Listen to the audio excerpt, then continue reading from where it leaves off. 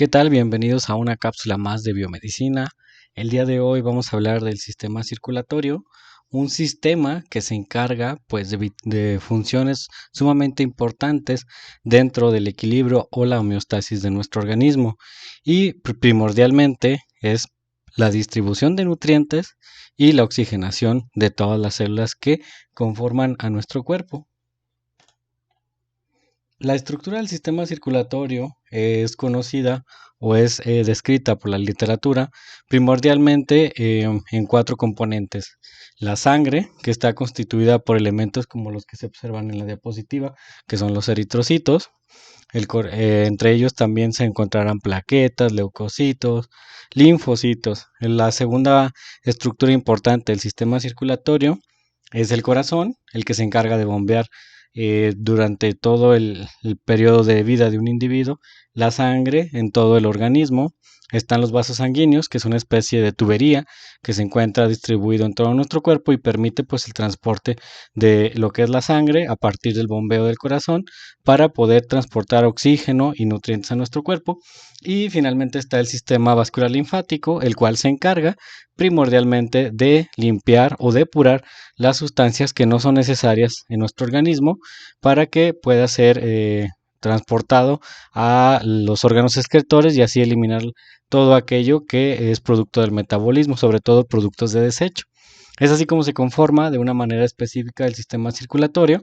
Y bueno, si lo pusiéramos en contexto de una planta, tanto el sistema circulatorio, específicamente la red de vasos sanguíneos, como el sistema vascular linfático, se parecerían como a la raíz de una planta, obviamente, distribuida en todo nuestro cuerpo. Podemos apreciar en la misma diapositiva cómo estas estructuras linfáticas y las estructuras de vasos están unidas unas con otras en una red entramada que permite pues que su funcionamiento se pueda llevar a cabo.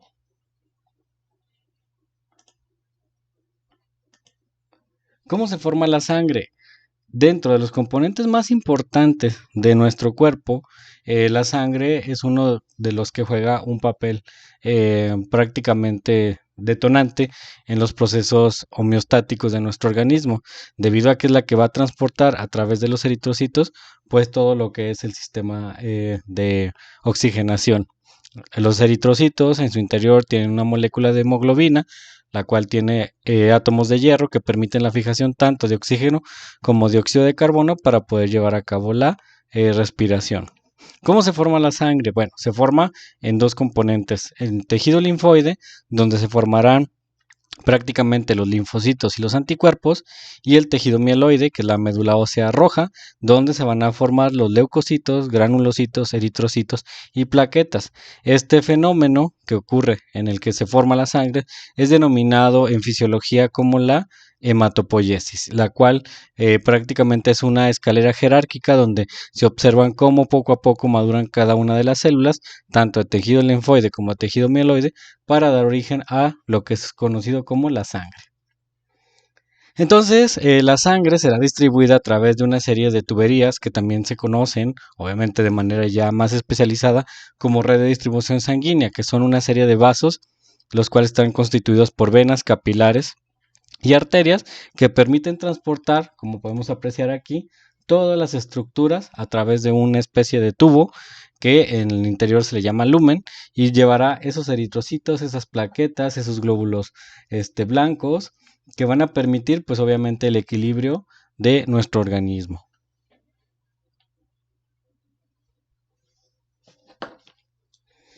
¿Cómo están constituidas cada una de estas redes capilares? Bueno, con base a la dirección del flujo podemos encontrar las arterias en la parte superior de la imagen, descritas por tejido conectivo, por músculo liso y con un lumen, como pueden apreciar aquí en la figura, un poco reducido, mientras que los capilares están formados de endotelio con células un poco gruesas y el lumen es un poco más abierto, y finalmente tenemos las venas conformadas de tejido conectivo y las cuales presentan algunas agrupaciones como las válvulas. ¿Sí? Estas válvulas permiten, debido a que la presión ha disminuido, que entre y salga la distribución sanguínea, la sangre como tal, a través de estas válvulas. ¿Sí? De hecho, está relacionada precisamente con este proceso de empuje de la sangre. Aquí podemos apreciar otro tipo de vaso de distribución de vasos sanguíneos, donde observamos las venas. Ahí está el lumen, los espacios, la parte hueca de la vena. Están conformadas todas, tanto capilares como arterias y venas, por túnica externa, túnica media, túnica íntima. Y obviamente lo que va a cambiar en cada una de ellas va a ser el tamaño del lumen, tanto en arterias como en capilares como en venas. ¿Cuáles son los elementos que van a constituir a la sangre? Miren, ahí en esa imagen pueden apreciar esas estructuras que se están moviendo en rojo, anucleadas, que son los eritrocitos, y en la parte interna pueden observar otras estructuras de color morado, estas, que son los leucocitos. Los leucocitos pueden ser eh, subdivididos en granulados, en segmentados, en banda, etc.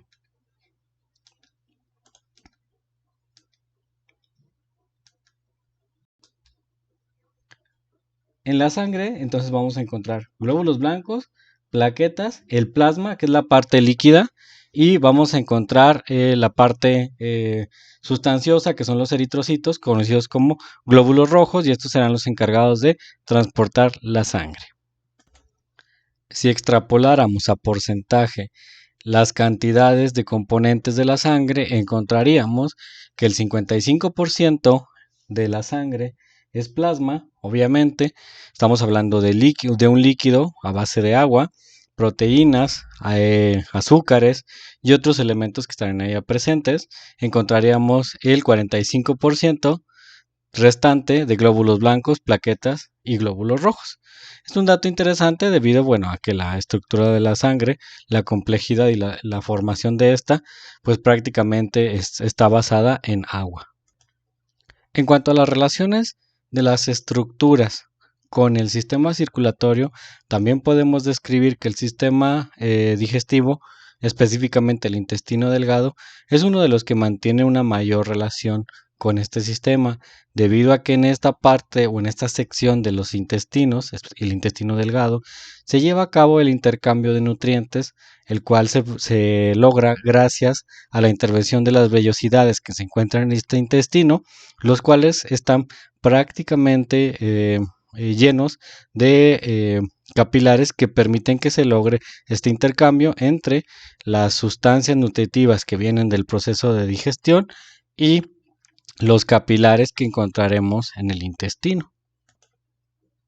También encontraremos relación con el control de temperatura y la regulación, pues prácticamente en nuestro cuerpo por este sistema, ya que el sistema circulatorio tiene mucha inferencia, sobre todo al nivel tegumentario, en el control de temperatura.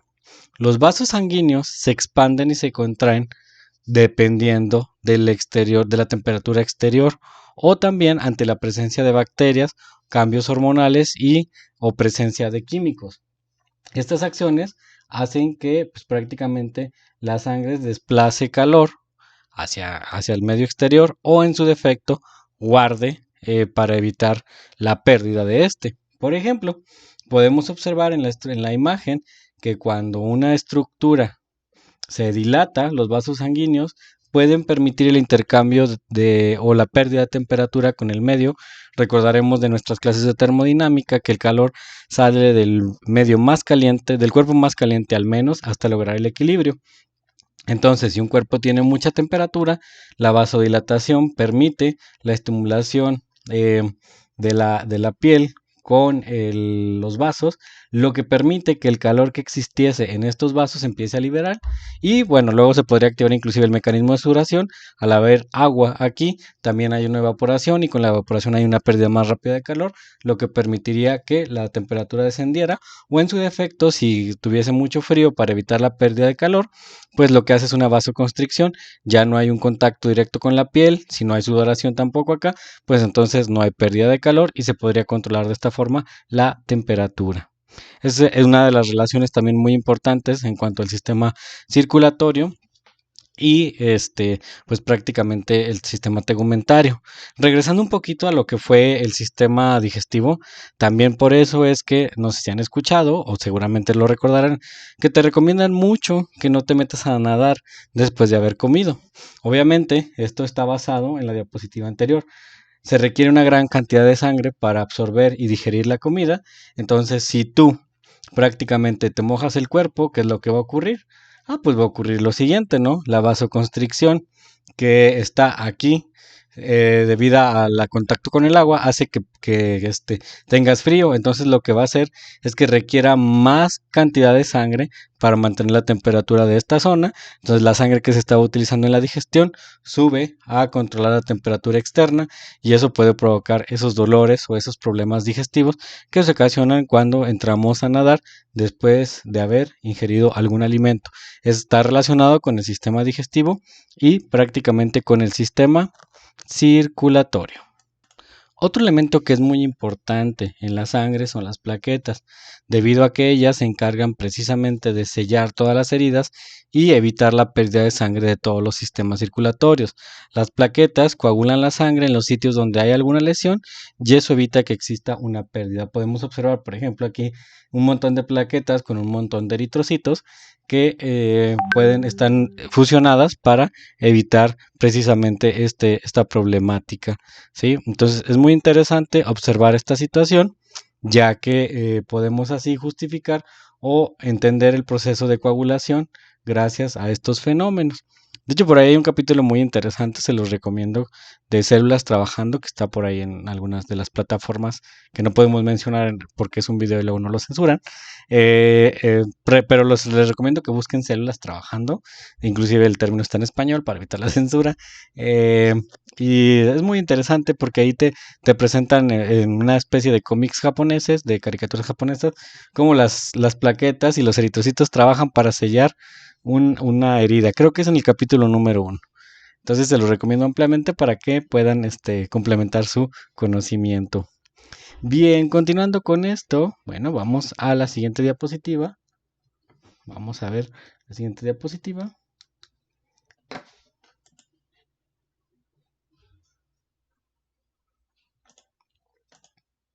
¿Qué es la homeostasis y la coagulación? Las plaquetas están relacionadas con los procesos de coagulación, y obviamente el fenómeno de mantener prácticamente el equilibrio de la sangre en el cuerpo y evitar pérdida a través de heridas se lleva gracias a la coagulación. La coagulación ocurre de la siguiente forma, con acción de las plaquetas, obviamente. Hay un vaso lesionado, el vaso detecta un rompimiento, una discontinuidad del tejido, y de forma inmediata se hace una vasoconstricción. Las plaquetas que les acabo de mencionar se empiezan a agregar y posteriormente van a formar un coágulo de fibrinógeno. En el inter también se tienen que activar los factores de coagulación, que son la tromboplastina, los factores 12, el factor 7, el factor 6, el factor 9, perdón, este es el factor 11, el factor 8 y el factor 10, para formar precisamente trombina activa, que va a terminar apoyando estos fenómenos. Esto se ve un poco más en fisiología más adelante, y finalmente forman precisamente ese coágulo de fibrina que permite que no se llegue a ver una pérdida más grande del tejido sanguíneo. Obviamente dependerá del tamaño de la lesión. Lesiones como por arma punzocortante o por una bala, pues va a ser más difícil de controlar. Por esta situación dependerá también del tamaño de la herida, la posibilidad de lograr la homeostasia y la coagulación. Continuando con estos fenómenos del sistema circulatorio, ahora vamos a hablar de la anatomía de las células que conforman a la sangre. En este caso vamos a hablar de los glóbulos rojos. Los glóbulos rojos, encargados de transportar el oxígeno, tienen una forma de disco, son flexibles y bicóncavos. Otro componente son los glóbulos blancos, conformados por eosinófilos, que tienen la forma que aparece aquí, como lo podemos apreciar con tinción. Obviamente de manera natural no se ven así, pero son como estructuras granuladas. Tenemos los basófilos, que son como estructuras también un poco más granuladas, un poco inmaduras. Y tenemos a los monocitos, que tienen un poco de cilios, sí tienen cilios, y a los neutrófilos. Estos se encuentran presentes en procesos infecciosos, y obviamente el mejor de todos, bueno, no es que sea el mejor, el más eficiente contra los procesos infecciosos son los linfocitos, de los cuales existen las células B, las células T y las T citolíticas, encargadas precisamente de defender a nuestro cuerpo de factores extraños que puedan afectar el buen funcionamiento del mismo. Vamos a dejar en paz a la sangre, y ahora vamos a pasar a una estructura que es sumamente importante, y es el corazón. El corazón, obviamente, es un músculo muy importante dentro del sistema circulatorio que permite el bombeo de la sangre y la distribución de la misma en todo el cuerpo. Este está conformado por tres capas, que es el pericardio, el miocardio y el endocardio, de los cuales, obviamente, el pericardio es una membrana que envuelve al corazón, ¿sí? Prácticamente el pericardio es la parte externa, el endocardio es la parte interna y el miocardio es el tejido muscular del corazón que permite el funcionamiento y en realidad es el que se encarga de contraer al corazón en los procesos conocidos como sístole y diástole. Este es el que permite, gracias a esos dos fenómenos, la expulsión y el recibimiento de la sangre que viene de todo el organismo para poder así prácticamente oxigenarla y luego regresarla a todo el sistema circulatorio para que pueda llevar a cabo sus funciones. Tiene dos ventrículos y dos aurículas, conocidos como ventrículos derechos y aurículas derechas o ventrículos izquierdos y aurículas izquierdas, como podemos apreciar en la diapositiva.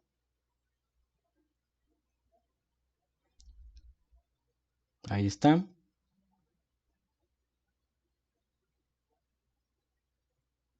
Ahí está la aurícula izquierda, ventrículo derecho y la forma en la que la circulación se da a través del ventrículo derecho y la aurícula izquierda se conoce como circulación menor y es cuando manda la sangre desoxigenada hacia los pulmones. Y cuando ocurre lo contrario, pues obviamente es la circulación mayor, donde manda ya la sangre oxigenada hacia prácticamente lo que se conoce como todos los cuerpos ¿cómo se podría decir? Los órganos del cuerpo que requieren la sangre ya oxigenada. La mandarían obviamente del ventrículo izquierdo hacia la aurícula derecha y esta expulsaría hacia afuera para que empiece a circular ahora sí toda nuestra sangre oxigenada. En realidad las venas que reciben la sangre desoxigenada es la vena cava superior, la vena cava inferior y la que ya manda la sangre oxigenada es la aorta. Ahí podemos observar lo que les acabo de mencionar, ventrículo izquierdo, ¿sí? Expulsando la sangre a través de la aorta para que se dé prácticamente la recirculación. A esto se le conoce como circuito mayor. Cuando el corazón expulsa la sangre se contrae, conocido como sístole, y cuando el corazón recibe la sangre se relaja y se le conoce como diástole. Aquí podemos apreciar la distribución, lo que les acabo de mencionar. Vena cava superior, recibiendo sangre desoxigenada. Otro detalle que se me pasó a mencionarles es que en anatomía, cuando vemos venas del color azul, estamos hablando de venas desoxigenadas y cuando vemos venas del color rojo, estamos hablando de venas oxigenadas. Y bueno, aquí podemos apreciar la aurícula derecha, la aurícula izquierda, las arterias pulmonares que mandan la sangre desoxigenada a que se oxigene a través del fenómeno que ya vimos que es la hematosis. Y bueno, ese es un corazón con sus estructuras. Aortas, ahí está la vena aorta, tenemos la vena cava superior, la vena cava inferior. Adentro de la aurícula derecha se encuentra la válvula tricúspide, está el ventrículo derecho con la válvula pulmonar, tenemos el ventrículo izquierdo con la válvula aórtica, la aurícula izquierda con la válvula mitral y aquí mismo en el ventrículo derecho me faltó mencionar la válvula pulmonar y aquí está prácticamente la arteria pulmonar. Acá tenemos venas pulmonares precisamente relacionadas con el proceso de oxigenación de nuestro corazón. Las válvulas cardíacas controlan el flujo, la entrada y salida del corazón. Ahí están las principales, como les he mencionado, aórtica, tricúspide, pulmonar y mitral. Y lo que habíamos mencionado, la diástole y la sístole. Diástole cardíaca y sístole cuando el corazón obviamente entra en periodos de relajación o contracción.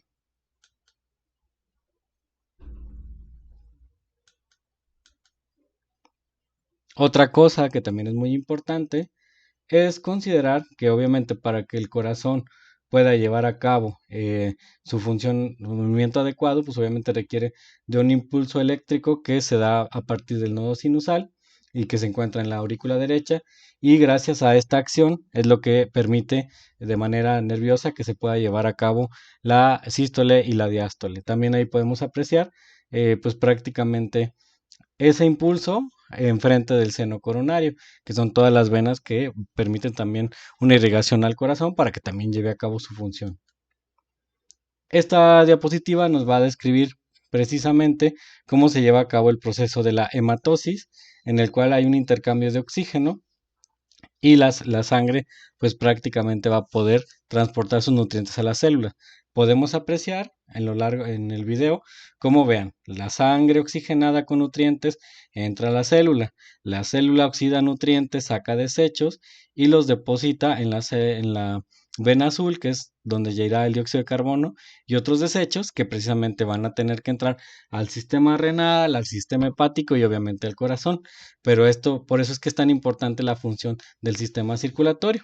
Y obviamente ese proceso de intercambio, una vez que toda la sangre, digámoslo así, sangre que va contaminada con dióxido de carbono, llega a las venas pulmonares, estas entran precisamente a la estructura del pulmón y se lleva a cabo la hematosis, que es el intercambio de oxígeno por dióxido de carbono a través de diversos fenómenos de transporte. Aquí tenemos, por ejemplo, que ese oxígeno que fue capturado dentro del pulmón se encuentra rodeando a estas estructuras que son prácticamente los alvéolos. Los alvéolos tienen capilares y obviamente el flujo sanguíneo. Aquí estos azules van perdiendo el dióxido de carbono y van introduciendo oxígeno y una vez que se oxigenan ya regresan a la parte oxigenada y se reparten, ¿sí? Por eso es que azul es desoxigenado, rojo es oxigenado. Aquí tenía dióxido de carbono que lo va perdiendo y va entrando oxígeno para posteriormente quede oxigenado. Aquí está un ejemplo todavía más claro, vean. El aire, vean cómo aquí en esta vena vemos que hay dióxido de carbono. Vean hemoglobina, CO2, CO2, CO2. Y vean cómo se aprecia el intercambio de CO2 con oxígeno para poder llevar a cabo precisamente esta estabilización. Aquí vemos cómo el CO2 es liberado y el oxígeno es capturado y la hemoglobina ya lleva aquí HBO, que son prácticamente sus formas de transporte del oxígeno, ya que el dióxido de carbono fue eliminado. Otro fenómeno que también es importante en el sistema recirculatorio es la circulación fetal, la cual se da pues obviamente a partir de las personas que están embarazadas por medio de la placenta, la cual es prácticamente la conexión entre el bebé y la madre y también obviamente pues esta circulación nos va a permitir comprender cómo se alimenta pues prácticamente el individuo. Ahí podemos apreciar una arteria oxigenada y una arteria desoxigenada. ¿Sí? Lleva oxígeno y nutrientes al producto y prácticamente es la forma en la que un bebé se puede nutrir. A esto se le conoce como circulación fetal. Muy bien, chicos, bueno, pues hemos llegado al final de esta videosíntesis del sistema circulatorio. Obviamente es bastante extenso el sistema circulatorio, pero a manera de repaso esto nos permitirá entender de una manera muy general cuál es el funcionamiento y la importancia que tiene nuestro sistema circulatorio en el buen funcionamiento de nuestro cuerpo y para así siempre estar manteniendo la homeostasis. Espero les haya agradado este video y nos estaremos viendo en la siguiente sesión. Hasta luego.